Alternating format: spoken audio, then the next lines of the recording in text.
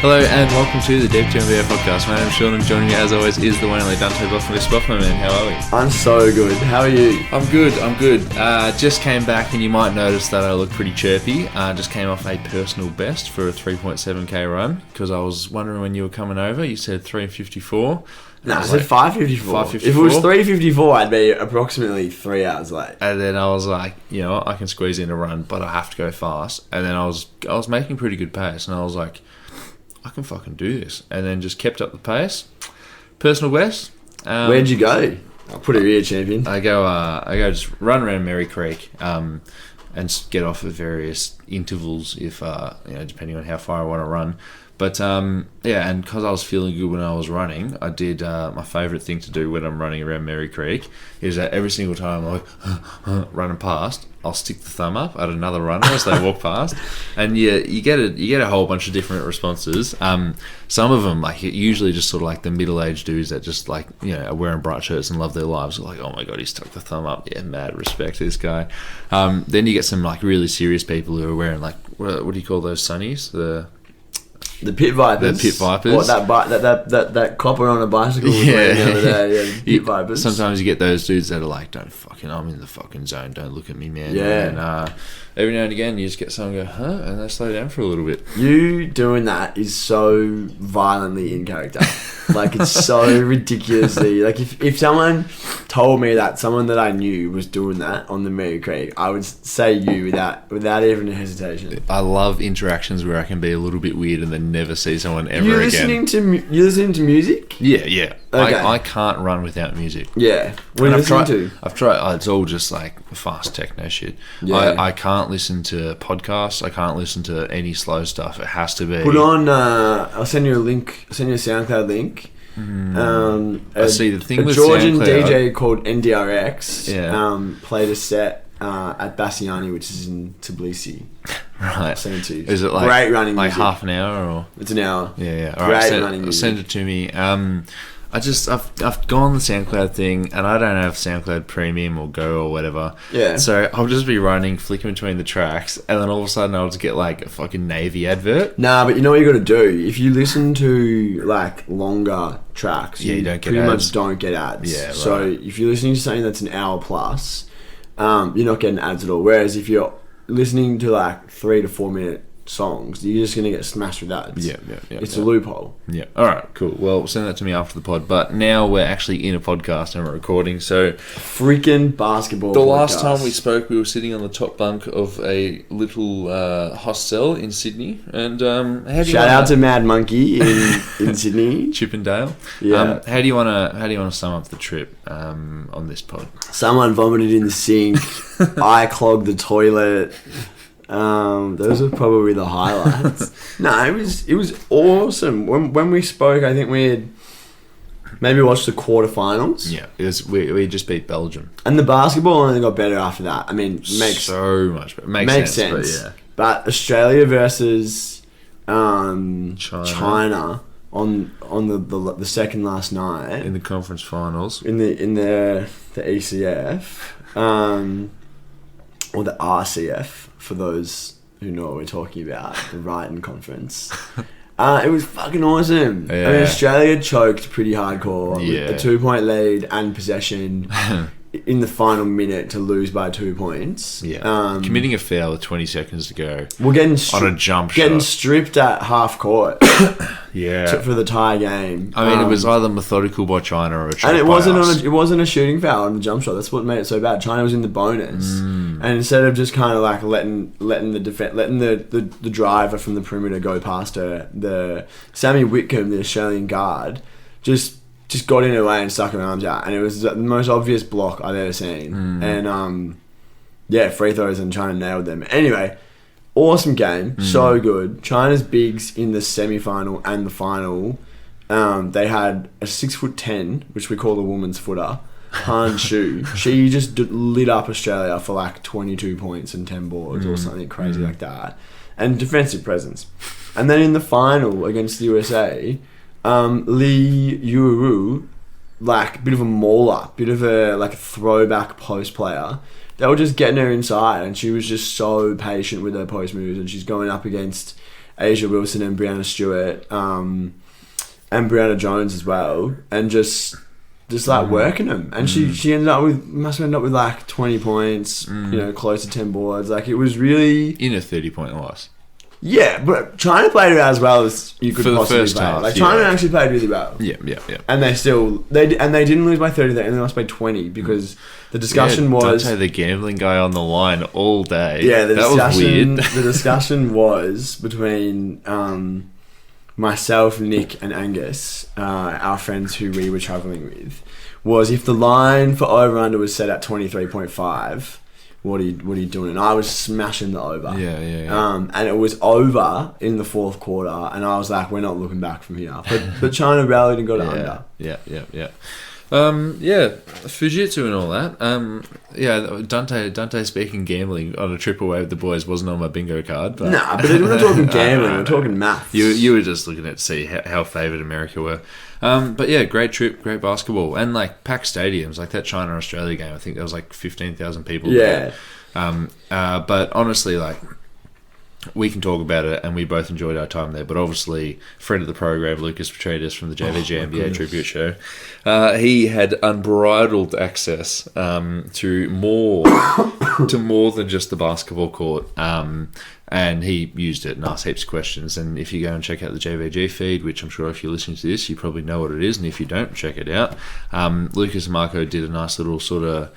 They recorded a podcast over there where they were just going for a bit of a joyride. But also Lucas just uploaded all of his interviews that he did while he was there. So go check that out. Speaking to actual professional basketball players, pretty cool. Yeah, definitely pretty cool. And also, like, we mentioned this on the podcast we did from the dorm room bunk bed, but Lukey was telling us the whole week, because he was there before us, that the stadium, the Kudos Bank Arena, or the Q, gets really loud. And during the final and the semi-final China-Australia, it was so loud. Like, the Chinese fans really brought it. And in the semi-final, the atmosphere was just so elite because the Chinese fans were bringing it, and then there were heaps of Aussies there as well, and we were all just like, nah, we're not taking this line down. Like, we're going to get into it as well.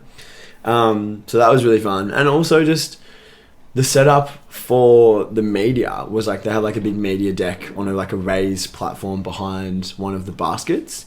And we could just see Lukey the whole time. We're just looking at him. He's sitting there with all the media. He's got his lanyard on. He's got it on over his shoulder. He's wearing his big chunky lanyard as a bum bag over his shoulder. And then he kept on saying, no, all the media people are doing it. And like, bro, we can look at every media person. They're all wearing suit and shirts, and they all have it around there. But it was a nice added element to be able to like look down from the fourth, from the absolute nosebleeds where we were sitting half the time. Oh, half the time we were sitting on level 2 as well. But it was good to be able to look down and see Lucas. It was like another added...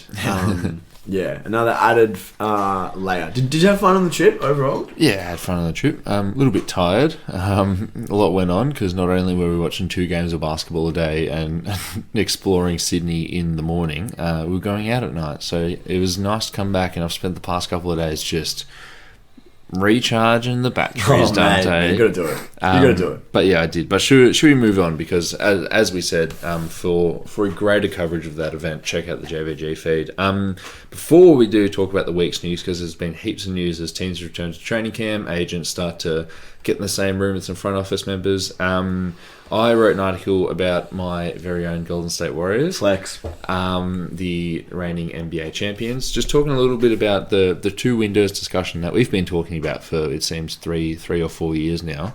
And I think that this season is the crossover between the 2 windows, and Bob Myers and the front office have made it clear that they are going to see this project through to the end. And look, if you've come this far, you may as well keep on doing it. But I just sort of look at a lot of the major questions surrounding the Golden State Warriors next season, and give a little bit of a prediction on what they might do next season with, whether that be Jordan Poole's extension, what Klay Thompson's going to look like with a full season under his belt, or entering a full season, and whether they can win yet another NBA championship. So, and where can we find that? The URL's hard to remember, but I'll give it a crack. I think it's thedeep2.com. Is there any hyphens in there or any numbers? No hyphens. Whoa! I literally just typed thedeep2.com into my web browser of choice, and it came up. Far out. There it Dude, is. you got such a zoom on your screen. Yeah. That's... What the hell? It's just at 100%. Oh. See? I zoomed out and that's 100. Yeah, right. What, you got a higher zoom or a lower zoom? No. Look, I'll adjust that later. Maybe I'm going blind. I think I'm going deaf. That's actually just made me think of something I need to do for the website. So don't worry about that. Let's move on to the news. Unless you want to talk about the article. Oh, I thought you were going to say unless you want to talk about our screen zoom anymore. We've also got an article coming out from Lucas about his experience and some of the things that he learned from the Women's World Cup later in the week. So keep your eyes peeled for that. Obviously, it'll be up in our socials, but you can find that, as we mentioned, at thedeep2.com. All right, so a little bit has been going on. We're now 13 days away from the start of the NBA season. Pre-season is in full swing. The Phoenix Suns lost to an NBL team. Also, an NBL team that shot over 50% from three. The last NBA team to lose... Can I guess? Was it the Brooklyn Nets in 2015? Yeah. Fuck, I'm good. Do you want to guess what the Brooklyn Nets in 2015-16's record was? Was that Jarrett Jack at the point guard? I don't know, but you can guess the record if you want. 27 and the other number. Nah, worse. 21 and 61. Sound just like him. And they pulled the third overall pick and had to send it to Boston, who used it to pick... Jaylen Brown, exactly. So, bodes very poorly for Phoenix. That the last time this happened 7 years ago, what number did it start with? Win total, it started with a 2.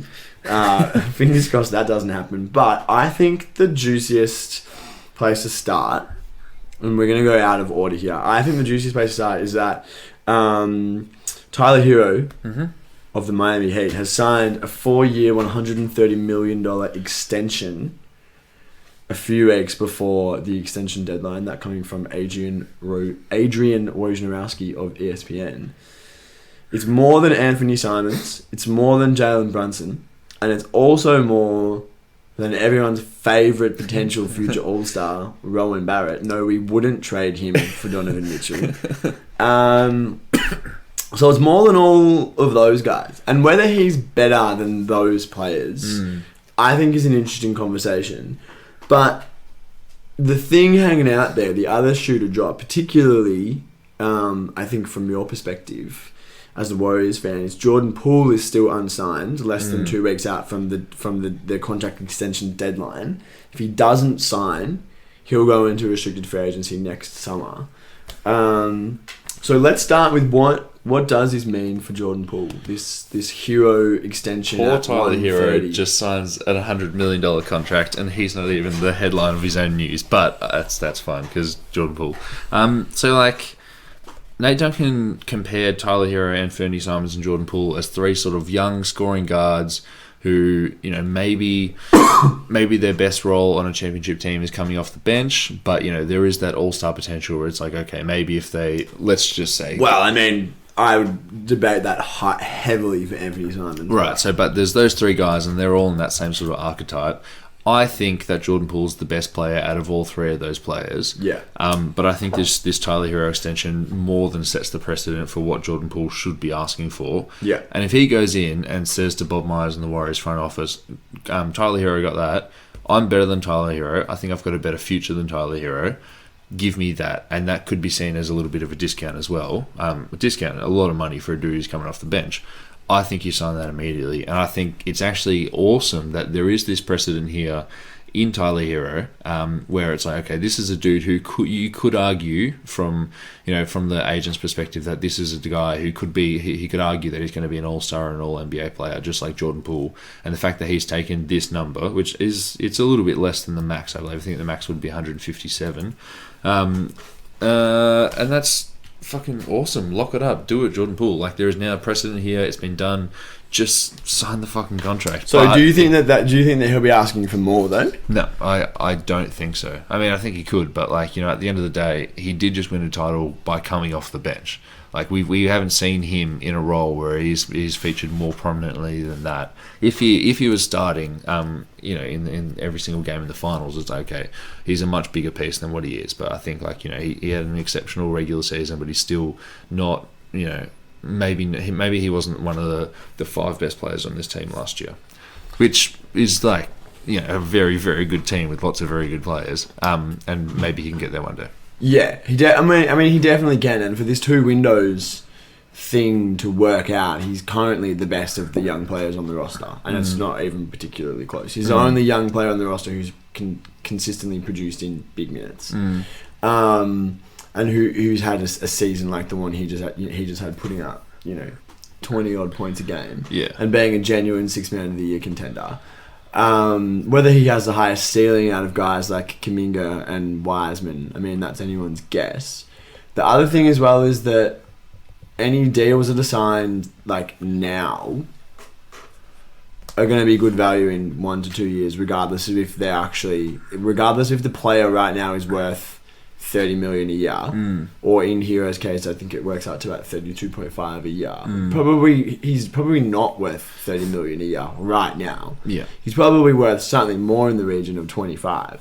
But because the cap's going to go up by leaps and bounds again over the next 5 years, I think it's going to be 8% raises in the cap. 8.4% for the next 2 years. 8.4. There you go. That's going to be hugely good value. And it's not like we haven't seen this before. We literally saw this in 2016, where it's like, oh, holy crap. Every long-term deal that was signed in 2015, 14, 13, it's still going on. It's like, that is exceptionally cheap. And the example that everyone points to, which is a little bit of an unfair example because Steph Curry signed on a discount, but he signed on a discount on the old cap, and then as soon as the cap went up, that was like a tiny he won the MVP, making $11 million a year. But if you don't think Jordan Poole, let's say Tyler Herro has actually been signed, if you don't think he's worth that, maybe that would be around 20% of what the team's cap is or something, right? Let's just say it's a figure, and you're like, oh, he's not really worth 20% of everything we can give away. It's like, okay, well, he's soon going to be worth 18%, and it's just a little bit better and a tiny little value add that you will never get. Like these things are so hard to predict. You don't know when the next TV deal's coming up. You don't know what's going to happen, and this is just a piece of value that you can grab onto, and it just makes sense to do it, but I can understand, and I'm sort of giving away a little bit of my Jordan Poole segment in the article there, but it's not like it's the worst case scenario if Jordan Poole doesn't sign it, because he's going to be a restricted free agent next season, and then he would still have that exceptional value that you sign the following off season. But it just for team morale, just for certainty in your mind, just do it now. Yeah, well, for him, the opportunity to lock in life-changing money is there. He can go into restricted free agency and try and get a max, but the upside when you're being offered almost a max, if he is indeed being offered something in the vicinity of 130, the upside of going for the max when you're being offered almost the max versus what can happen to you over an 82 game season if you get injured or if your play declines, it doesn't appear to really be worth it. The Warriors would definitely be hoping to lock him up, not just because of the financial implications which we've discussed, but also because there's so much uncertainty for this team beyond this season. With Draymond's up for an extension, Clay is going to be an unrestricted free agency, Wiggins is up for an extension, so this team could look radically different, because the whole thing of the 2 windows is that you transition from one to the other. So having Poole locked in at a number that's going to look really good within 1 to 2 seasons is important.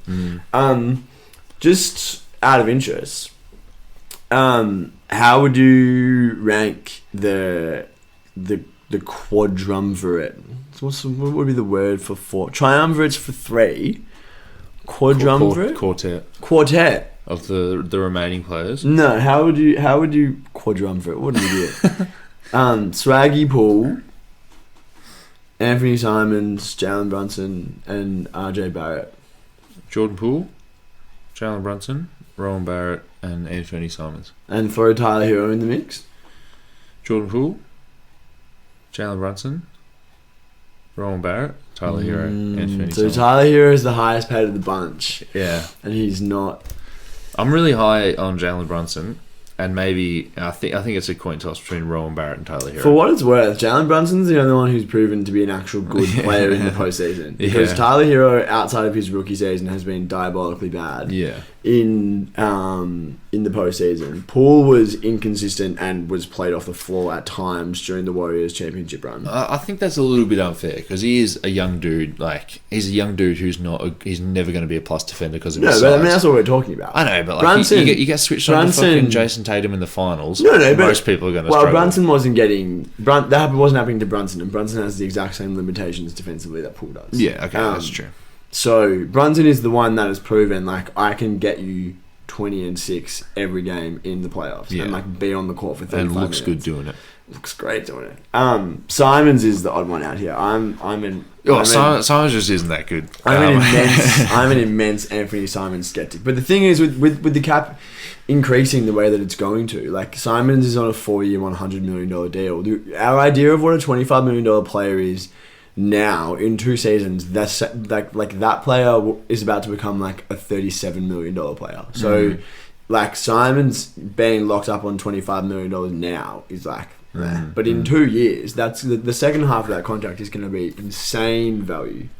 Because if he gets any better than he currently is, which he will, because he's still only 23 or 24 years old, the value on that is going to be insane. So teams just should be locking out their players. And not for nothing, cough cough, DeAndre Ayton signed a max on this cap. So that's another benefit to maybe letting Jordan Poole go to free agency, because obviously the max like a DeAndre Ayton can sign with another team is like, what is it, like all up being $20 million less or something around there than what they could sign with their own team. And the year. And the year, which the year really hurts. You get a Gordon Hayward situation.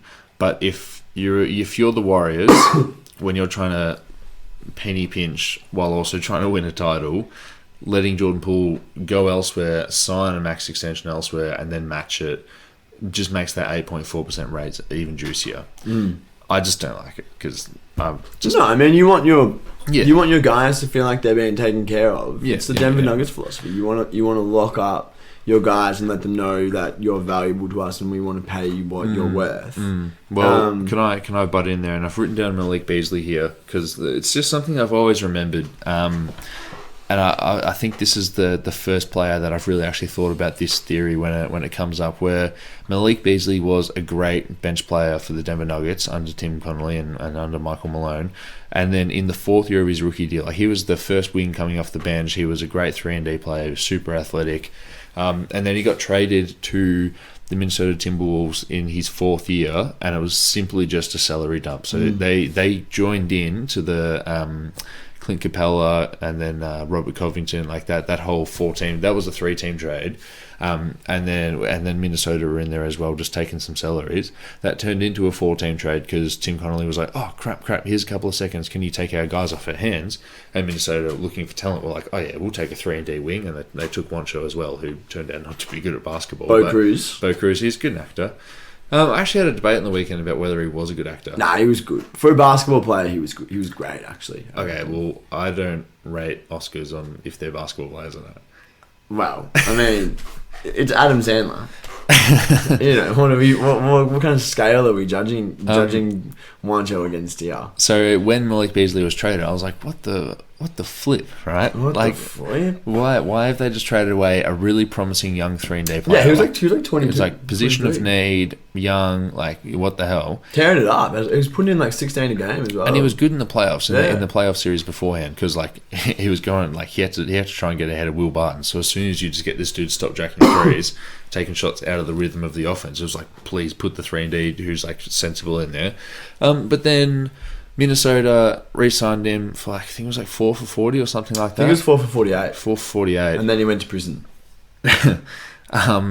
But before he went to prison, he was on the trading block because as soon as they signed him, as soon as he wasn't the 22nd pick who was just brilliant value on a rookie contract, as soon as he put pen to paper, it was like, hang on, now we've got real money and real expectations for this guy who isn't actually like as good as we want.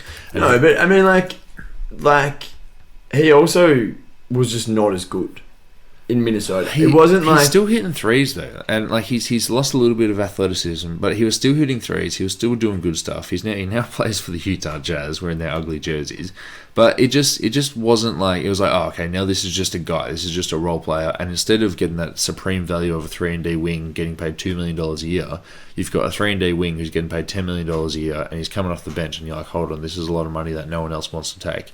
I wonder if there's a little bit of that with Tyler Herro, where it's like, Tyler Herro, oh my God, sixth man of the year, look what he did in the bubble. Like, this dude's amazing. Like, how are they getting this explosion of points and all this offense off the bench for a dude who's still in his rookie contract? And it's like, wow, Tyler Herro, maybe he can even be an all-star.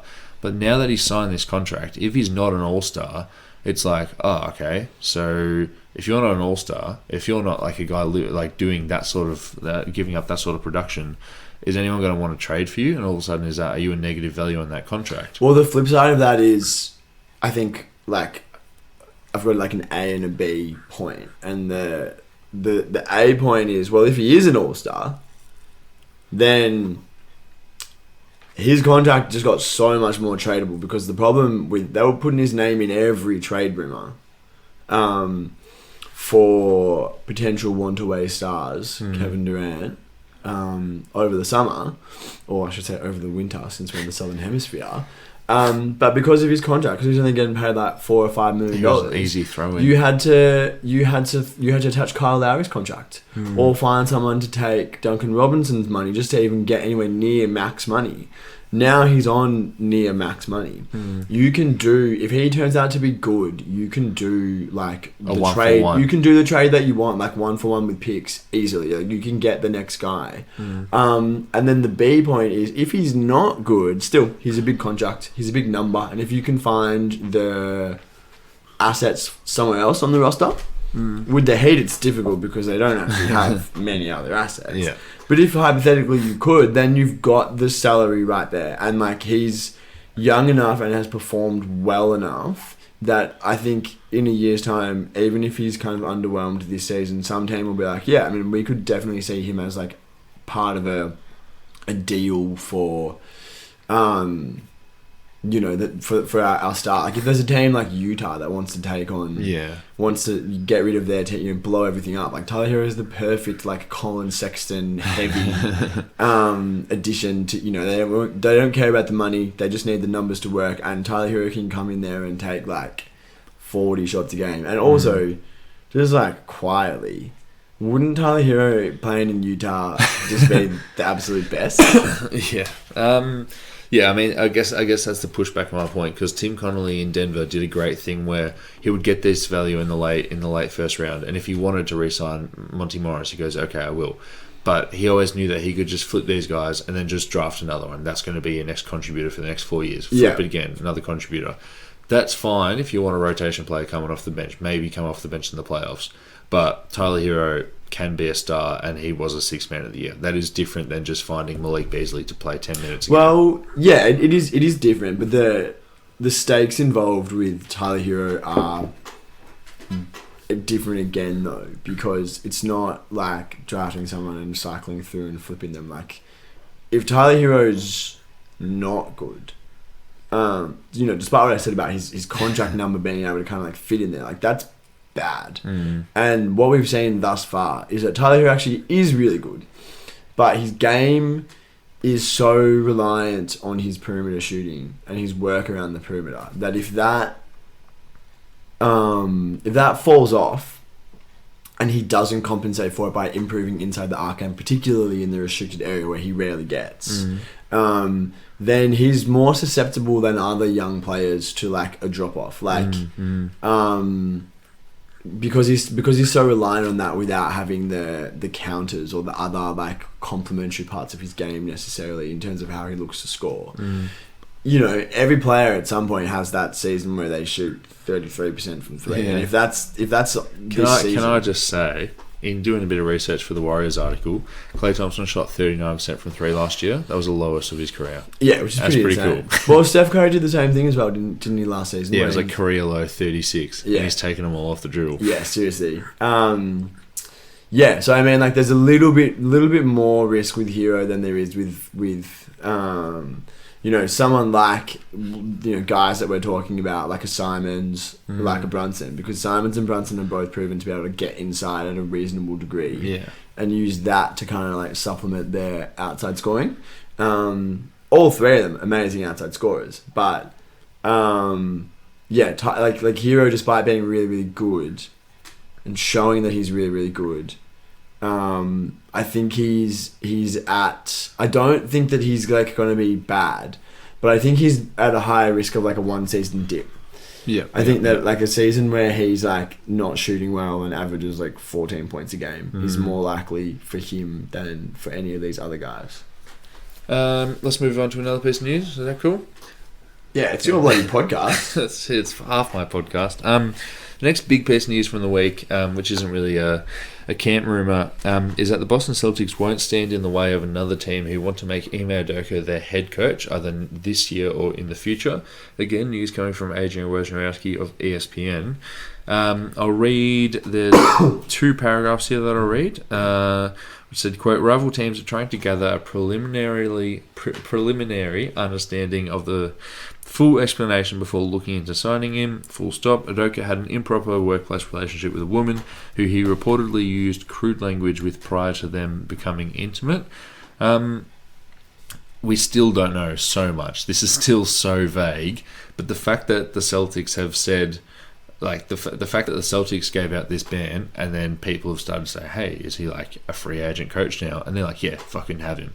What the fuck has happened? Yeah, this is one of the strangest stories of recent NBA times, because although it's not unusual for vague shit to pop up initially, like it did when it, the reporting from Woj and then from Shams like shortly after was that Udoka is going to be suspended for a long time for like a violation of team policy. That was in the initial response. That in itself is not unusual. Yeah. What is unusual is the fact that in the the next 3 weeks there's been no other information essentially other than this crude language nugget that's come to light to explain the length of the suspension. A 1-year suspension is like unheard of, particularly for a coach.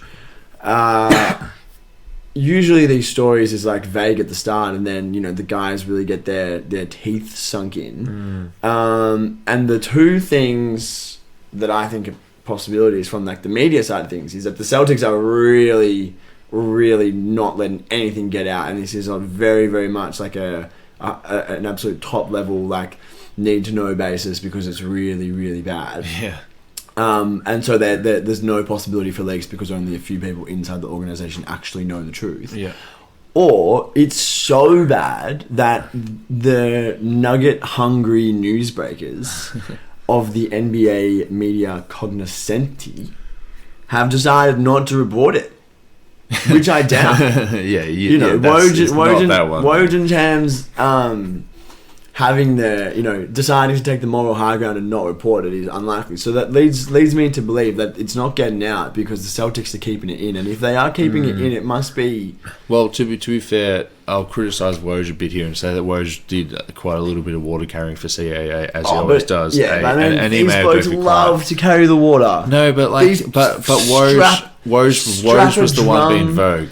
Strap a drum on Woj and Shams' back. But sit them underneath the tap and turn it on before you send them up the hill because these blokes are carrying the water. But they're carrying for different teams here. So the Woj carrying the water for CAA, who Ime Udoka is or / was a client. So Woj was the first one to make it extremely vague, and then Shams went in there with his a bucket of water, and then came out and Shams was the one who found out the stuff about the crude language. But like, on top of all of that, the timing of this is just crazy because if they had known that this was going to happen, they were going to suspend him and then potentially let someone just steal him as a head coach. They would not have let Will Hardy walk for free and go to Utah as a goodwill. Like, hey, you're the best young assistant in the league. Good on you. Go off and do wonderful things and do the Boston Celtics coaching tree proud. If they knew that Ime Udoka had done this crude language, let's say, and had this improper relationship, then they would have been like, oh, hold on, Will, you might actually be the fucking head coach of the Boston Celtics next because we're going to need you. So the timing is just super strange. And this is such a weird situation. Yeah, well, they like you said, they obviously didn't know about it. But what I keep thinking about with the the vagary of the details, because what we know is he had an improper consensual affair with a female subordinate staffer of the Boston Celtics, and that affair was precipitated by the use of this crude language. One can only imagine what kind of interpersonal dynamic that was, that there was concerning crude language being used in the work facility, and then a consensual relationship was kickstarted from that. I mean, that in and of itself is so fucking vague. I'm not going to speculate at all. But you think about other like cultural bombs that have dropped in the NBA over the last 5 seasons. Talking about the Sava report with the Suns, that was the product of like investigative journalism. But still, think about how much texture and detail we had about that. Yeah. The Mark Cuban and the Dallas Mavericks sexual assault stuff going on, the Danny Ferry racism stuff in Atlanta. Like, all of these have happened over the last 5 years that have resulted in people being fired from high-profile roles or resigning, and they were all like fleshed out in much more detail because the information accumulation power of the NBA media is almost unmatched, because there's so, to bring back like a year 10 bio kind of stuff, the wall, traditionally there's this idea of like you got the teams and the media and they're separated by a wall and they sometimes cross over, but realistically it's more like a semi-permeable membrane, which is something to do with cells. I don't know. But a semi-permeable membrane, there's crossover between the two constantly. It allows processes like osmosis to happen.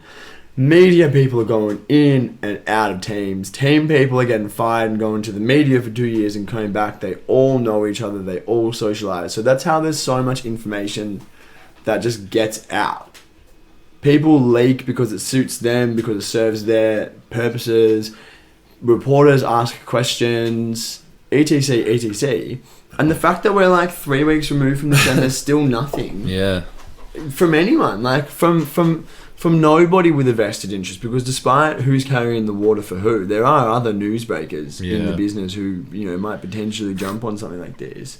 And there are also like people at various mastheads that thrive on this kind of like TMZ. Why haven't they? Well, I'm not even thinking TMZ. I'm thinking like ESPN, The Ringer. You don't want to say The Ringer because it involves the Boston Celtics. But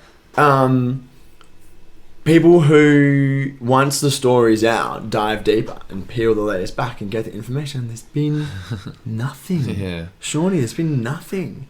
So I don't know how teams are supposed to undertake preliminary investigations to figure out, essentially, is this guy a cunt? And is he too much of a cunt that we can't hire him? Because, as we have covered last off-season, being an asshole and being a bad person, particularly when it involves your treatment of women in the NBA, is does nothing to exclude you from coaching jobs. We've seen that with Jason Kidd. We've seen that with Chauncey Billups. But I don't know, given the absolute vagary of all the information out there, how teams are supposed to put together a fleshed out picture of what this guy is actually like on the inside. Other than looking at the 51-31 record and a trip to the finals as a rookie head coach. Well, you picked their over, didn't you, in the over-unders? Yeah, and I potentially would have done something different if I knew that it was going to be Joe, what's his name?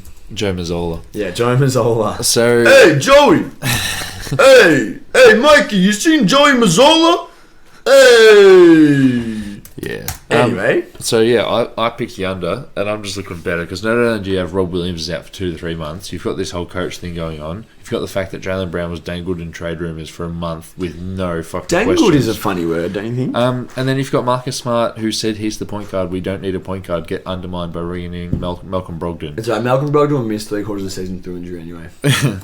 I'm feeling pretty good because the vibes seem pretty shit in Boston. Well, I'm happy that something so nebulously nefarious is making you feel happy. Glad that you have figured out the secret to getting good feelings out of potentially nasty things. Well, at the end of the day, all that matters is death, taxes, and our over-unders. Seriously, one season I'll win an over-under. One season. All right, let's say final piece of news because the pod's gone on for a minute. Is that No, we're cruising. We're done 40 minutes, but I reckon this is probably the only other news Yeah, the only we piece can of talk news, about? Larry Nance has signed a 2-year, $21.6 million extension with the New Orleans Pelicans. Again, Woj of ESPN. this guy is really carrying some. He's carrying some water. What are your thoughts? Well, let's also. A Steven Adams extension. I probably shouldn't have said anything, but yeah. What are your thoughts on Larry Nance signing this extension? NBA teams looking for forward depth at the trade deadline weep because Larry Nance can't be traded for this entire season. I mean, Larry Nance is an awesome player. Does it make heaps of sense to me that you want your first forward off the bench to not be a fantastic shooter and operate better, kind of close to the basket and at the elbows when your starting front court is Zion and Jonas Valanciunas? No, it doesn't make heaps of sense. Is Larry Nance a really good player who's really versatile and $10 million a year is not that much for him? Yeah, yes. yeah. So I think you lock him up on good money and you figure the rest out later. Yeah, I mean, I said it to you at the deadline last year where if you had traded for Larry Nance, the Phoenix Suns, I said I was going to pick you guys to win the title because I just think he just adds so much versatility to your roster. He can play the 4, he can play the 5, he can play the 3 in a pinch. He has been asked to play the 3 in a pinch. I think he showed in the playoffs. If he was in Chicago, he'd probably play the 2. That was a good one. Thanks. But I just think he's a really versatile role player, and it's a bit like Maxi Kleber. It's like Maxi Kleber's awesome. Well, you're not going to put him out there and expect to have like a Rudy Gobert level defense, but he's a role player who plays better than everyone else making his money, and he does his job excellently. Fucking great deal of business by a friend of the program, David Griffin. Wow, there was a minute there. Like late 2021. Yeah. Or was it earlier than that? Well, when I wrote Fire David Griffin. Yeah, well, that you wrote that article, which you can still find in the archives on the Can't believe it's page not that 8, simple. yes sir. Can't believe it is. And he got that old thing. Lost my train of thought. Why is it the old? No, but there was like a few months there where not only were we absolutely hooping and hollering. For David Griffin. Hootin' and hollering. No, I said hooping because it's a freaking basketball podcast. Hootin' and hollering because we're in New Orleans for David Griffin's head. Not only his resignation, but his head. We didn't like him as a person. Which we would mount on a spike or some other Game of vertical Thrones style object. Yeah, I watched House of the Dragon last night, so I got violence on my mind. Yeah, it's a great episode. Yeah. Turn the brightness up though. Fucking you just want to see the incest. There was like a 3 to 4 month period where not only was that happening, but also like surely David Griffin was realistically in danger of losing his job because everything had gone wrong and he had made so many stupid decisions. Yeah. That some of them were stupid. And are still stupid. But he's kind of maybe been drinking from the fountain of James Jones. You popularised the fountain of McNair. Which isn't very popular. Turned out to be poisoned. Someone had thrown bodies into the water of the fountain of McNair. No, Keegan Murray's going to be the next LeBron James. But James Jones initially came in and, made some pretty head-scratching decisions that some of them were just downright bad, and some of them appeared to be awful in the moment, but have actually come good. Yeah. And he's proven himself to be really good since that moment where there was a danger of the head on the spike. Pretty much everything's gone right for him. Yeah, and I saw this after the off season, which was shared by it was a graphic shared by Basketball Forever. It had Trey Murphy, Dyson Daniels, Herb Jones, Brandon Ingram, Larry Nance, Najee Marshall, Zion Williamson, and let's throw Garrett Temple in there for the vibes. All of those players, 8 players between 6'5" and 6'9". It's like, this is what the Warriors did. It works. Switchable defense. We just talked about how Larry Nance is a really good role player there. Zion looks really good in preseason. We're not going to talk much about preseason, but he looks good. He looks healthy. He looks jumpy. He had this nice little spin move today, and I think it was... on Patty Williams. Patty Williams, yeah. Patty Williams looked like his feet were stuck in mud on that play. Fucking shut up, man. Give him a minute. He hasn't played basketball in a while. Yeah. Also, For good reason. me watching him struggle was just like, trust the process, Sean. You got to buy more once his value goes down. Yeah. Buy more Patrick Williams cards. I think that's great investment advice. Yeah, it's looking alright in New Orleans, Yeah, it's looking alright. but we will criticise the second it doesn't go right. No, the head is going to be on a spike. He's if still the sitting opportunity in the presents guillotine. itself. The guillotine. Alright, well, should we wrap it up there? Well, we're both stretching already, so we might as well. I'll talk to you next week, and hopefully by then we've got some news to report on the Josh Dunkley to the Brisbane Lions trade front. Yeah. AFL trade season is well and truly kicked off. Griffin Logue to North Melbourne this morning. Yeah, cool. But anyway, Brisbane made a pick swap with, I think, Melbourne. We traded number 15 for number 21 and a future second round pick. Just trying to get enough draft capital that we can trade for Josh Dunkley from the Dogs, who's an absolute gun. Contested ball winner. You got a coach? Yeah, who knows? And then also match Will Ashcroft wherever he gets bidded on in the father-son for the draft. We've got to have enough draft capital for that. But could be a bit of a midfield overhaul, much needed midfield overhaul coming this off-season. Because during the season, you know, we finished fifth. We finished sixth actually, which is pretty shit. But we were pretty good most of the season. Against the best teams, just a couple of blokes in there, Jared Lyons, Dane Zorko, not really getting their head over the footy, not really winning the contested ball. Josh Dunkley, he'll change all that. Anyway, I'll talk to you next week with hopefully some news to report. Well, we'll just watch some pre-season games. I fucking don't like footy, man. Yeah, well, I love it, and this is half my podcast, as you pointed out before. So I'm gonna buy 1% off you, Rob Sarver style. Oh, did you see? Shaq said he might be interested in buying the Phoenix Suns. How much money do you reckon Shaq has? Do you reckon he has $4 billion? I know he's at least got 1.5 million from the week he spent in Melbourne. So there's a start. Hey. Only up. All right.